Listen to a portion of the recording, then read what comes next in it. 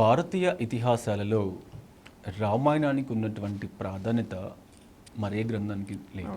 భగవంతుడు మానవ రూపంలో శ్రీరామచంద్రుడిగా అవతరిస్తూ మనిషి జీవన విధానం ఎలా ఉండాలి, మనిషి నడవడికలు ఎలా ఉండాలి అన్నటువంటి అంశాన్ని ఆ రోజు మనకు తెలియజేసినటువంటి ఒక అద్భుతమైనటువంటి ఇతిహాసం రామాయణం. అలాంటి రామాయణానికి సంబంధించినటువంటి ఎన్నో చారిత్రక ఘట్టాలు కలిగి ఉన్నటువంటి ప్రాంతం శ్రీలంక. అంతేకాకుండా దేశంలో 18 శక్తిపీఠాలు ప్రముఖంగా ఉన్నాయి. 12 జ్యోతిర్లింగాలకు, శక్తిపీఠాలకు భారతీయ ఆధ్యాత్మిక జీవనంలో ఉన్నటువంటి ఇంపార్టెన్స్ మరెక్కడా లేదు. శక్తిపీఠమైనటువంటి శాంకరదేవి శక్తిపీఠం కొలువైనటువంటి ప్రాంతం శ్రీలంక.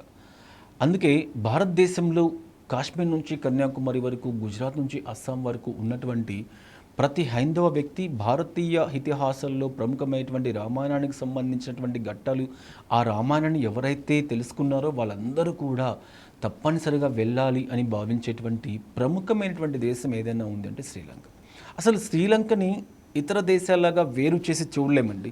భారతీయ సంస్కృతిలో భాగం, భారతీయ జీవన విధానంలో భాగం. అక్కడ ఉన్నటువంటి ప్రజల్లో కూడా నాకు తెలిసి ఇంచుమించుగా 17% మంది ప్రజలు తమిళులు ఉన్నారు, 70% మంది బౌద్ధులు ఉన్నారు. అసలు బౌద్ధ మతం జన్మించింది భారతదేశంలో. ఎక్కడ జన్మించినటువంటి బౌద్ధ మతము ఇవాళ అత్యధిక మంది అనుసరిస్తూ ఉన్నటువంటి దేశం ఏది ఉందంటే శ్రీలంక.